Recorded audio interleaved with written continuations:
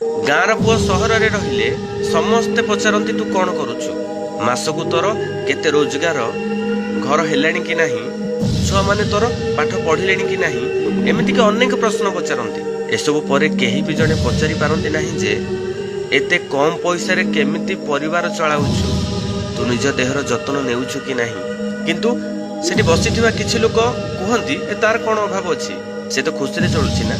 हेले भाई से माने केमिति बुझिबे परिवार चलाउथिबा जने बापार दुख, मनर कथा बुझिबाकू एठी मनुष्यर अभाव अछि, हृदयर दुख बुझिया पाई मानविकतार अभाव अछि। एहा ही जने गरीब बापार मनर कथा। समस्ते एठी धन को देखंती, मन को नहीं। जदि मनुष्य मन को बुझी पारि थांता, गाँ रे जो जिनिस मागणा रे मिलुछि ताको से सहर रे पैसा दे किणता नहीं। कहवा आगरू 1000 बार भाबंता जे सहर रे से केते कष्ट रे चलुछि।